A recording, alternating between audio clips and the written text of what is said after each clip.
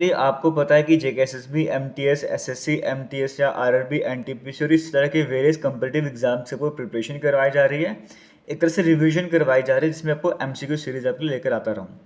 इसमें क्या देखने को आपको मिलता है, लगभग अप्रॉक्सीमेट 40 क्वेश्चन का 40 क्वेश्चन का ही सेट आपको देखने को मिल रहा है स्टार्टिंग के दिनों में, जिसमें से अप्रॉक्सीमेट 20 क्वेश्चन वो होते हैं जो रिसेंटली लास्ट के 3-4 साल जो हुए हैं वहाँ पे एग्जाम में पूछे गए क्वेश्चन है, और 20 आपके लिए एक्सपेक्टेड क्वेश्चन रहते हैं कि जो कि एग्जाम में आने के चांसेस होते हैं, और जो एग्जाम में आए हुए क्वेश्चन है कई सारे एग्जाम में ऑलरेडी पूछे गए होते हैं।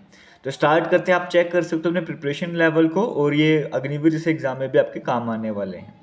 आज का फर्स्ट इंपॉर्टेंट क्वेश्चन आपके सामने स्क्रीन में है।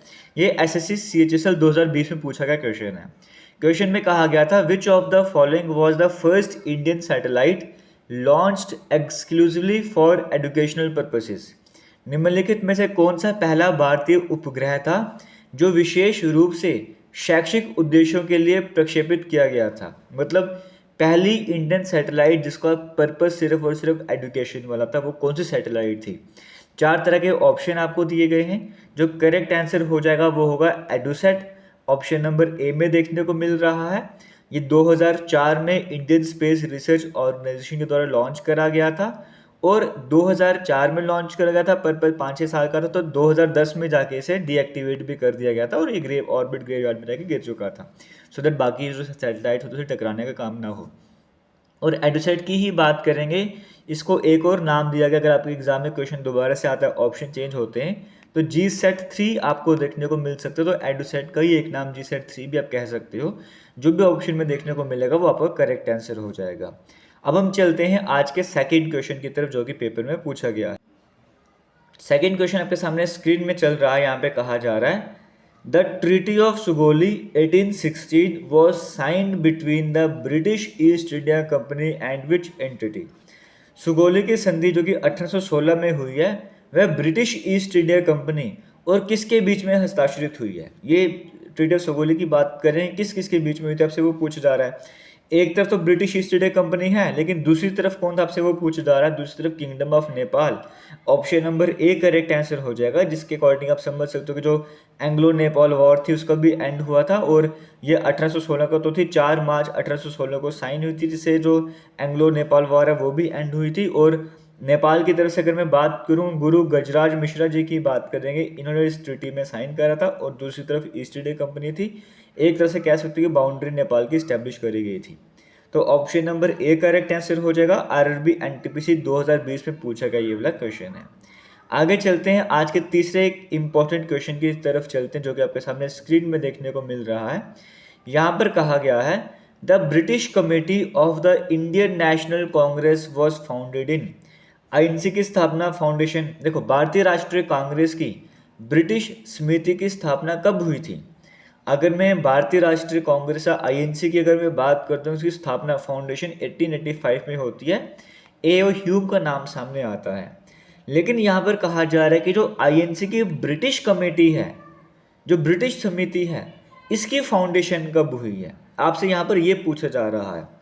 अगर आईएनसी होता मैं 1885 आंसर बोलता, लेकिन आईएनसी की ब्रिटिश कमेटी की बात करें वो 1889 में उसकी फॉर्मेशन होती है, स्थापना होती है। इसका मेन पर्पस था कि मतलब ब्रिटेन में जो है वो इंडिया को रिप्रेजेंट करा जाए, अवेयरनेस रेज करी जाए, इस तरह का पर्पस था। आईएनसी के द्वारा ही इसकी फॉर्मेशन करी गई थी ब्रिटिश कमेटी की, कि ब्रिटेन में इंडिया के इश्यूज को कैसे रेज करना है ना, इंडिया के इंटरेस्ट को कैसे वहाँ पे शो करना है।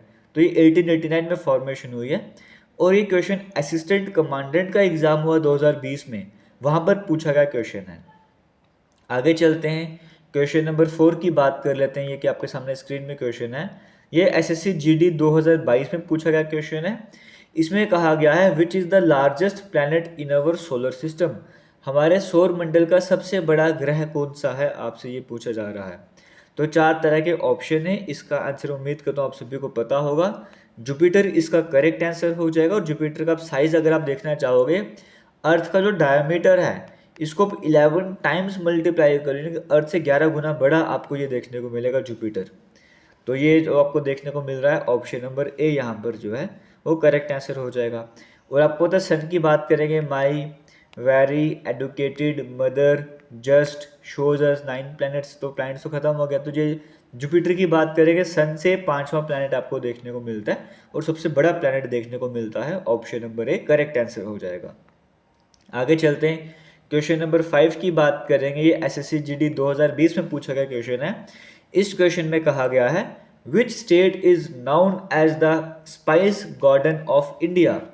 किस राज्य को भारत का मसाला उद्यान कहा जाता है? स्पाइस गार्डन ऑफ इंडिया किसे कहा जाता है? ये कहा गया तो केरला को कहा जाता है, क्योंकि वहाँ पे स्पाइसेस की जो मतलब पैदावार होती है, प्रोडक्शन, तो उसकी वजह से ऑप्शन नंबर ए केरला यहाँ पर करेक्ट आंसर हो जाएगा। आगे चलते हैं, आज का नेक्स्ट इंपॉर्टेंट क्वेश्चन, ये आईएएस का एग्जाम हुआ है 2021 में, उसमें पूछा गया क्वेश्चन है।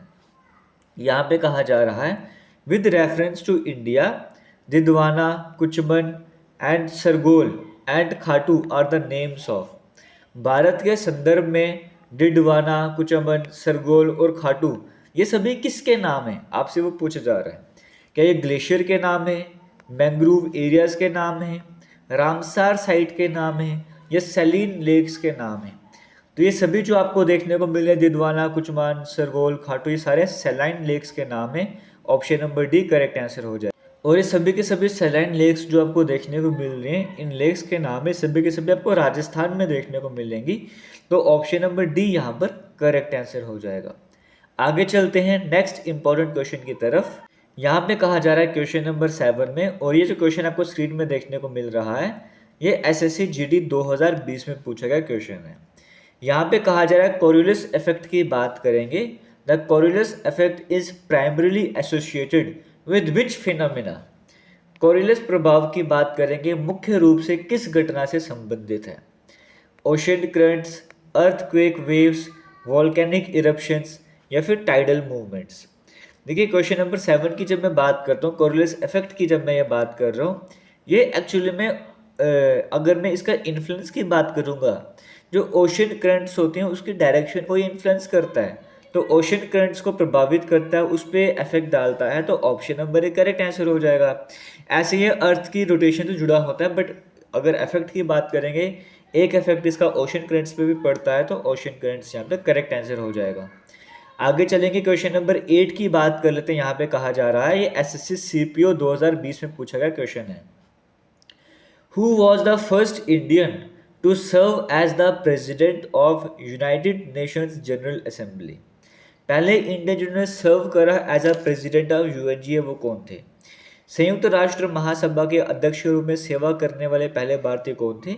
विजय लक्ष्मी पंडित। ऑप्शन नंबर बी यहाँ पर जो है वो करेक्ट आंसर हो जाएगा। और ये 8th प्रेसिडेंट थे यूनाइटेड नेशन जनरल असेंबली की। और 1953 की बात करेंगे, वो टाइम था जब भी यूएनजी की प्रेसिडेंट बनी थी। 1953 से 1954 तक का टेन्योर रहा था। ऑप्शन नंबर बी यहाँ पर करेक्ट आंसर हो जाएगा। आगे चलेंगे, क्वेश्चन नंबर 9 की बात करेंगे। यहाँ पे कहा जा रहा है the Raman effect is related to which scientific phenomena. Raman effect की बात करेंगे, रमन प्रभाव की बात करेंगे, ये किस वैज्ञानिक घटना से संबंधित है? तो रमन इफेक्ट का scattering of light, nuclear fission, electromagnetic induction, या फोटो इलेक्ट्रिक इफेक्ट। ये जेकेएसएसबी 2020 में पूछा गया क्वेश्चन है। तो रमन इफेक्ट की बात करेंगे, स्कैटरिंग ऑफ लाइट से रिलेटेड करता है। Option number A correct answer हो जाएगा। और सीवी रमन जी की बात करेंगे, उनके नाम पे रमन इफेक्ट, और इसी वजह से सीवी रमन जी की बात करेंगे। 1928 में रमन इफेक्ट के बारे में उन्होंने बताया, और 1930 में उन्हें नोबेल प्राइज़ मिला था फिजिक्स की फील्ड में, इसी स्कैटरिंग ऑफ लाइट, इसी रमन इफेक्ट की वजह से। तो ऑप्शन नंबर ए यहाँ पर करेक्ट आंसर हो जाएगा। आगे चलेंगे, क्वेश्चन नंबर 10 की बात करेंगे। कहा जा रहा है which article of the Indian constitution deals with the proclamation of emergency. भारतीय संविधान का कौन सा अनुच्छेद आपातकाल की उद्घोषणा से संबंधित है? इमरजेंसी का कौन सा आर्टिकल आपको देखने को मिले जो इमरजेंसी डिक्लेयर करता है? आर्टिकल 352 डिक्लेयर करता है, प्रेसिडेंट के पास पावर है। ऑप्शन नंबर ए यहाँ पर जो है वो यहाँ पे करेक्ट आंसर हो जाएगा। और एसएससी एमटीएस 2020 में पूछा गया ये वाला क्वेश्चन है। क्वेश्चन नंबर 11 की बात करेंगे। यहाँ पे कहा जा रहा है the Kudankulam nuclear power plant is located in which Indian state. Kudankulam परमाणु ऊर्जा संयंत्र भारत के किस राज्य में स्थित है? यानी कि न्यूक्लियर पावर प्लांट है कुंडनकुलम वाला, ये इंडिया की कौन से स्टेट में देखने को मिलता है? ये एसएससी जीडी 2020 में पूछा गया क्वेश्चन है। और ये न्यूक्लियर पावर प्लांट आपको तमिलनाडु में देखने को मिलेगा। ऑप्शन नंबर ए यहाँ पर जो है वो करेक्ट आंसर हो जाएगा। आगे चलते हैं, नेक्स्ट इंपॉर्टेंट क्वेश्चन की बात करेंगे। क्वेश्चन नंबर 12 आपके सामने स्क्रीन में है। एसएससी एमटीएस 2020 में पूछा गया और कई सारे एग्जाम में और भी पूछा गया है। Who is known as the father of Indian constitution? Father of Indian constitution किन्हें कहा गया है? भारतीय संविधान का जनक किन्हें कहा जाता है? आपसे ये पूछा जा रहा है। तो देखिए यहाँ पर डॉक्टर भीमराव अंबेडकर जी की बात करेंगे। ऑप्शन नंबर बी इन्हें कहा जाता है, तो ऑप्शन नंबर बी यहाँ पर करेक्ट आंसर हो जाएगा। क्वेश्चन नंबर 13 की बात करेंगे। असिस्टेंट कमांडेंट 2019 का पेपर वहाँ में पूछा गया है। ग्वादर पोर्ट इज लोकेटेड इन? ग्वादर बंदरगाह कहाँ पर है, आपको वो बताना है। Pakistan, Iran, India, Sri Lanka. तो अभी हाल ही में जो अभी ऑपरेशन सिंदूर के बाद भी आपने इसका नाम जरूर सुना होगा। ये पाकिस्तान वाली साइड में है। तो ऑप्शन नंबर ए यहाँ पर ऑप्शन के हिसाब से पाकिस्तान ऐसे बलूचिस्तान में बोलोगे, option number A correct answer हो जाएगा। और अभी जब ये ऑपरेशन सिंदूर चला है तो उस टाइम पे आपने देखा हुआ इंडिया में कई सारी लोकेशंस ऐसी हैं जहाँ पर पोर्ट भी नहीं, जैसे पटना पोर्ट कहा गया, पटना की बंदरगाह कहा गया कि हमने इसको उड़ा दिया उसको उड़ा दिया। तो इस तरह की काफ़ी फेक न्यूज़ भी चल रही थी जहाँ पे इंडिया में पोर्ट है ही नहीं, जिन जगहों पर वहाँ के पोर्ट भी पाकिस्तान के द्वारा उड़ाए गए, ऐसा वो क्लेम कर रहे थे। आगे चलते हैं, क्वेश्चन नंबर 14 की बात करें। आपके सामने स्क्रीन में यहाँ पे कहा जा रहा है the Raman Magsaysay award is associated with which field? ये एसएससी सीपीओ 2022 में पूछा गया क्वेश्चन है। रमन मैग्सेसे पुरस्कार किस क्षेत्र से संबंधित है? 4 तरह के ऑप्शंस दिए गए। ऑप्शंस के अकॉर्डिंग अगर चला जाए तो यहाँ पे इसको नोबेल, एक तो आपको पता हो जाएगा इसे नोबेल प्राइज ऑफ एशिया भी कहा जाता है। तो होते हैं नोबेल प्राइज, अगर नोबेल प्राइज ऑफ एशिया कहा जाए तो वो रमन मैग्सेसे अवार्ड को ही कहा जाता है। और अगर ऑप्शन जैसे पब्लिक सर्विस हो गया, जर्नलिज्म वगैरह हो गया, इस तरह की और भी फील्ड्स होती है जिस कैटेगरी में दिया जाता है ऑप्शन के हिसाब से, ऑप्शन नंबर बी यहाँ पर करेक्ट आंसर हो जाएगा। क्वेश्चन 15 की बात करेंगे। ये आरआरबी एनटीपीसी 2022 में पूछा गया क्वेश्चन है। यहाँ पर कहा जा रहा है which gas is used in balloons to make them float? गुब्बारों को उड़ाने के लिए कौन सी गैस का उपयोग किया जाता है? 4 तरह के ऑप्शन आपको दिए गए हैं, बट आप सभी को पता है कि हीलियम गैस जो कि एक नोबेल गैस की कैटेगरी में भी आती है, तो हीलियम गैस यहाँ पर जो है वो करेक्ट आंसर हो जाएगा। ऑप्शन नंबर सी सही आंसर हो जाएगा। और जिनको नहीं पता आपको बताना चाहूँगा, जैसे डे 1 की वीडियो भी थी, आज डे 2 चल रहा है। इन सभी की वीडियोज़ का अगर आपको पीडीएफ चाहिए आंसर के साथ, जैसे पहला पीडीएफ अपलोड हो गया, दूसरा पीडीएफ भी आज अपलोड हो जाएगा वीडियो के बाद में। आपको वीडियो के कमेंट सेक्शन में लिंक मिलेगा टेस्ट सीरीज़ का, आपने वो टेस्ट सीरीज़ को ज्वाइन कर लेना है। उस टेस्ट सीरीज़ को जब आप ज्वाइन करते हो तो उसमें ये सभी पीडीएफ तो आपको देखने को मिलेंगे ही मिलेंगे। एक्स्ट्रा और भी कई सारे सीबीटी मोड पे आपको टेस्ट देखने को मिलेंगे, सब्जेक्ट वाइज, टॉपिक वाइज। तो वो किसी भी एग्जाम की प्रिपरेशन करो, उसको बूस्ट करने जा रहा है। और प्राइस बिल्कुल मिनिमम फिलहाल के लिए 99 रुपीज़ का प्राइस सेट करा गया। आप इस मिनिमम प्राइस में ये सारे पीडीएफ भी आप गेन करोगे। पीडीएफ के साथ साथ कई सारे और टेस्ट भी आपको वहाँ पर अपडेट होते रहेंगे। आप जब मन करे आप वो टेस्ट वगैरह भी अटेंड कर सकते हो। किसी भी एग्जाम की प्रिपरेशन करोगे के लिए बेनिफिशियल रहने वाला है। तो कमेंट सेक्शन में, डिस्क्रिप्शन बॉक्स में लिंक मिलेगा, वहाँ पे जाके आप उसे परचेज कर सकते हो। क्वेश्चन नंबर 16 की बात करेंगे। आपके सामने स्क्रीन में आने वाला यहाँ पे कहा जा रहा है which organ in the human body is known as the power house of the cell? मानव शरीर में किस अंग को कोशिका का पावर हाउस कहा जाता है? Power house of the cell mitochondria को कहा जाता है। जेकेएसएसबी 2022 में पूछा गया क्वेश्चन है। और माइटोकॉन्ड्रिया की बात करेंगे, आपको सभी को इसके बारे में ये भी पता है कि देखो जैसे जो एनर्जी वगैरह प्रोड्यूस यहाँ पर होती है वो एडिनोसाइन ट्राइफॉस्फेट एटीपी की फॉर्म में होती है। और इसकी फुल फॉर्म भी कभी कभी एग्जाम में पूछी जाती है। फिलहाल ऑप्शन नंबर बी माइटोकॉन्ड्रिया आपको देखने को मिल रहा है, वो यहाँ पर करेक्ट आंसर हो जाएगा। क्वेश्चन नंबर 17 की बात करेंगे। ये एसएससी सीपीओ 2022 में पूछा गया क्वेश्चन है। यहाँ पे कहा जा रहा है the Panchsheel agreement was signed between India and which country? Panchsheel समझौता भारत और किस देश के बीच में हस्ताक्षरित हुआ था?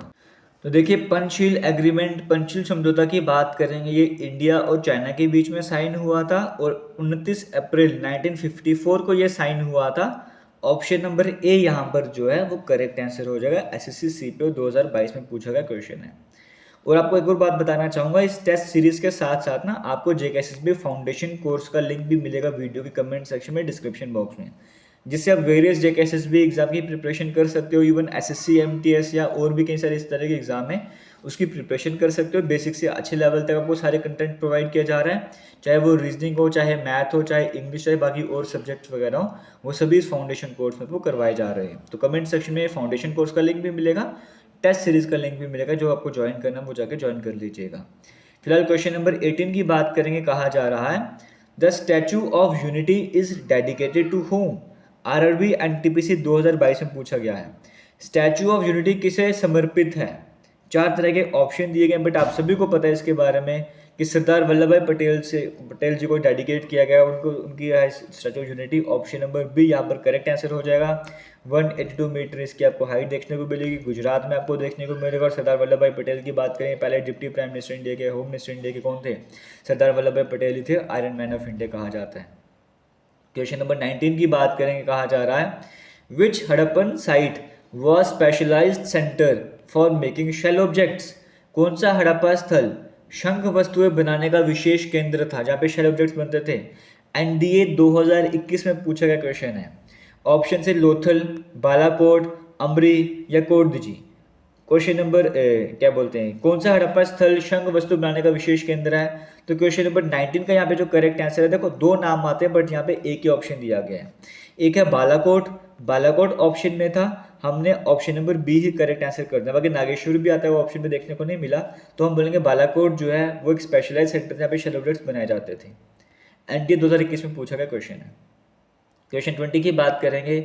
आरआरबी एनटीपीसी 2022 में पूछा गया क्वेश्चन है। यहाँ पे कहा जा रहा है Kumbh Mela is held every dash years. Kumbh Mela हर डैश वर्ष में आयोजित किया जाता है। कितने 12 साल के बाद जो है इसको कुंभ मेला जो आयोजित किया जाता है। Option number B correct answer हो जाएगा। और एक अर्ध कुंभ मेला तो 6 साल के बाद आयोजित किया जाता है। तो कुंभ मेला कहा गया, तो ऑप्शन नंबर बी यहाँ पर जो है वो करेक्ट आंसर हो जाएगा। आगे चलेंगे, नेक्स्ट इंपॉर्टेंट क्वेश्चन की तरफ बढ़ेंगे। क्वेश्चन नंबर 21 आपके सामने स्क्रीन में है। यहाँ पे कहा जा रहा है the Vijayanagara empire was founded by whom. Vijayanagar साम्राज्य की स्थापना किसने की थी, आपसे यहाँ पर यह पूछा जा रहा है। जेकेएसएसबी 2022 में पूछा गया क्वेश्चन है। विजयनगर एम्पायर की बात करेंगे, साउथ इंडिया वाले साइड में आपको देखने को मिलता है संगम डायनेस्टी की बात करेंगे। 1336 में जो है वो हरिहर और भूपा की जो बात करेंगे द्वारा जो स्टैब्लिश करा गया था। ऑप्शन नंबर ए यहाँ पर करेक्ट आंसर हो जाएगा। क्वेश्चन 22 की बात करेंगे, ये भी एसएससी सीपीओ 2022 में पूछा गया क्वेश्चन है। Which gas is used in fire extinguishers. अग्निशामक यंत्रों में कौन सी गैस का उपयोग किया जाता है। फायर एक्सटिंग्विशर्स में कौन सी गैस को यूज किया जाता है। ऑक्सीजन, कार्बन डाइऑक्साइड, नाइट्रोजन या फिर हाइड्रोजन। तो कार्बन डाइऑक्साइड को यूज करेंगे, नॉन फ्लेमेबल गैस है। ऑप्शन नंबर बी यहाँ पर करेक्ट आंसर हो जाएगा। आगे चलते क्वेश्चन नंबर 23 की बात करते हैं। ये एसएससी सीएचएसएल 2022 में पूछा गया क्वेश्चन है। Which is the highest peak in India. Bharat की सबसे ऊंची चोटी कौन सी है। Kanchenjunga, Nanda Devi, mount Everest, K2। तो भारत की सबसे ऊंची चोटी ऑप्शन के हिसाब से देखा तो कंचनजंगा आप बोल सकते हो यहाँ पर। ऑप्शन नंबर ए यहाँ पर जो है वो करेक्ट आंसर हो जाएगा। तो यहाँ पर क्वेश्चन नंबर 24 की बात करेंगे, क्योंकि इसमें ना बड़ा सारा आता है कि इंडियन एडमिनिस्ट्रेशन आता है, बिना डिस्प्यूट वाला आ जाता है, तो ये बिना डिस्प्यूट के हिसाब से आपको आंसर बताया जा रहा है, ठीक है। The Kyoto protocol is related to which issue. Kyoto protocol किस मुद्दे से संबंधित है, आपको ये बताना है। चार तरह के ऑप्शन है ना, आपको मैं फिर से क्लियर करूँ बिना किसी मतलब डिस्प्यूट वगैरह के, उसके अकॉर्डिंग इसका मैं आंसर आपको बता रहा था। द क्योटो प्रोटोकॉल, चलिए यहाँ पे क्वेश्चन में आपको कहा जाता है क्योटो प्रोटोकॉल की बात करेंगे, is related to which issue. SSC GD 2022 में पूछा गया क्वेश्चन है।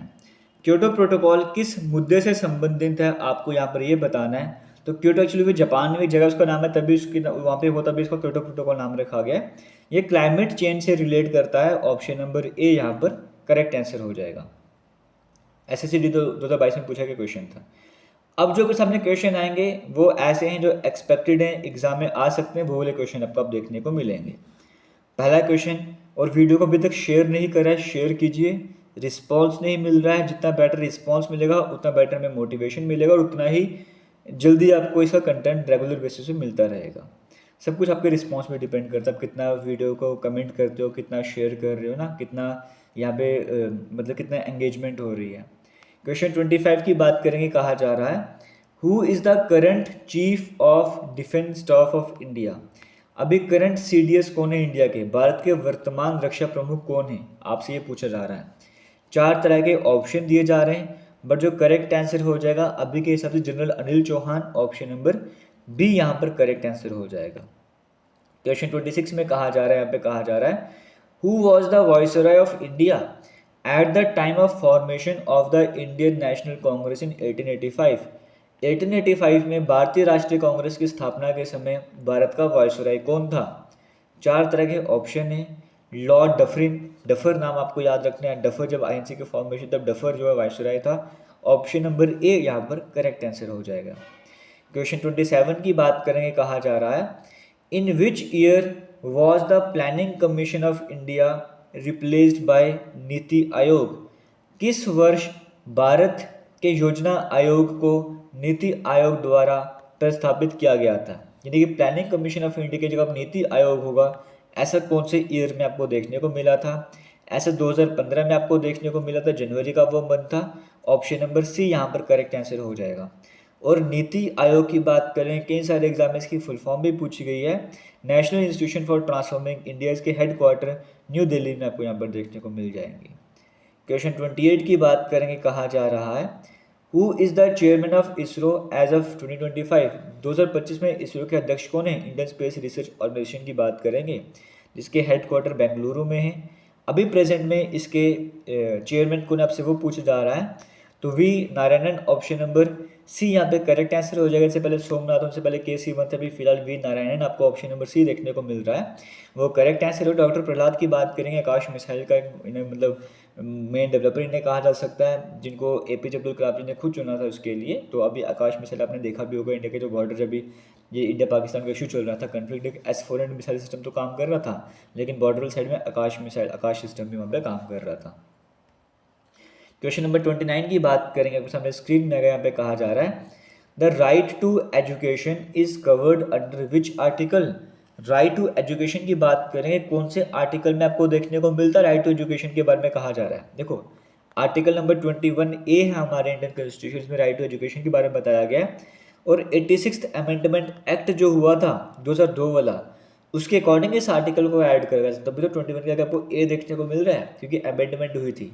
ऑप्शन नंबर बी यहाँ पर जो है करेक्ट आंसर हो जाएगा। और आपको पता है कि 2009 में से इनेक्ट वगैरह करा गया था, और 2010 में बाकी सभी कंट्री मतलब को फोर्स में भी लाया गया था इस तरह से करके, तो इसके बारे में आप सभी को इतना पता ही होगा। 6 से लेकर 14 ईयर्स तक के जो स्टूडेंट्स की कंपल्सरी एजुकेशन के बारे में बताया जाता है। क्वेश्चन नंबर 30 की बात करेंगे, कहा जा रहा है what is the chemical formula of baking soda.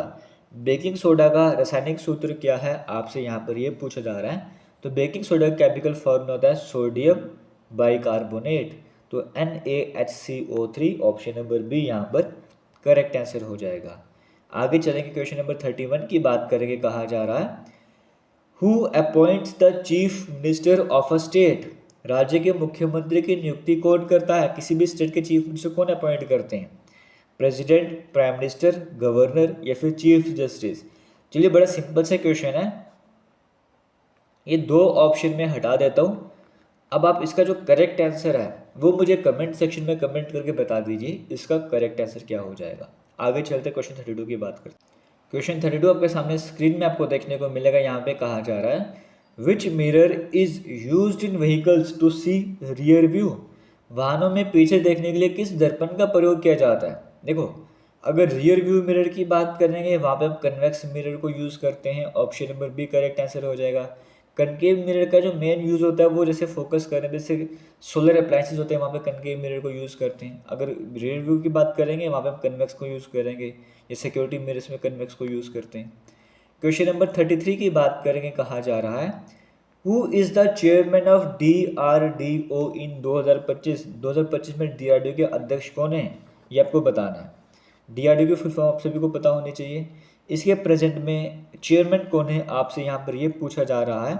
तो देखिए यहाँ पे 4 तरह के ऑप्शन दिए गए। समीर V कामत की बात करेंगे, ऑप्शन नंबर बी आपको देखने को मिल रहा है, ये यहाँ पर करेक्ट आंसर हो जाएगा। और अगर हम चेयरमैन की बात करें या DRDO की बात करें, हेडक्वार्टर न्यू दिल्ली में आपको देखने को मिल जाएंगे। क्वेश्चन 34 की बात करेंगे, वही आकाश मिसाइल जिसके बारे में आपकी बात कर रहा था, ये किस ऑर्गेनाइजेशन के द्वारा डेवलप करा गया। आकाश मिसाइल प्रणाली किस संगठन ने विकसित की है। DRDO ने, बाकियों के साथ मिलके, लेकिन मेन श्रेय DRDO को जाता है। ऑप्शन नंबर सी यहाँ पर जो है करेक्ट आंसर हो जाएगा। और ये medium range surface to air missile है।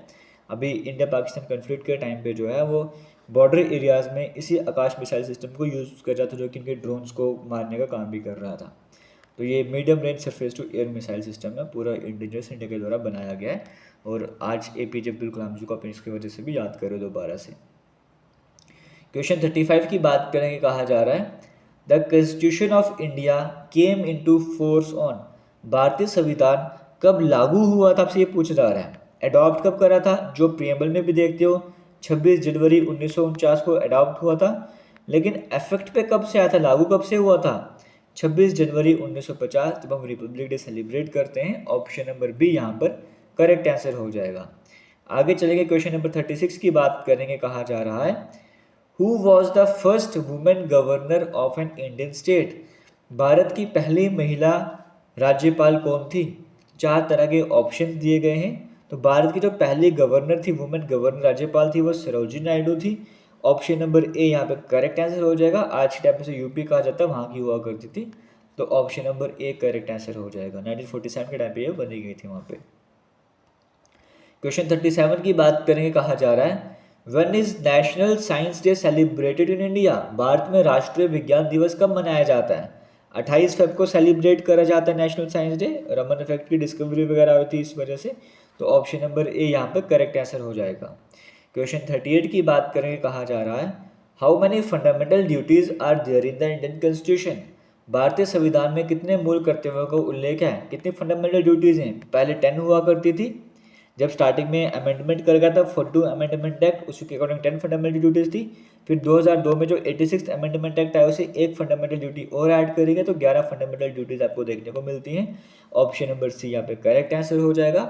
और आगे बढ़ने से आपको बताना चाहूँगा, ये जितने भी PDF आपको मैं कवर कर रहा हूँ, चाहे Day 1 हो चाहे Day 2 होगा, ये सभी PDF आपको आंसर के साथ हमारे टेस्ट सीरीज में मिल जाएंगे। और वो तो मिलेंगे सब में एक्स्ट्रा टेस्ट भी मिलते रहेंगे।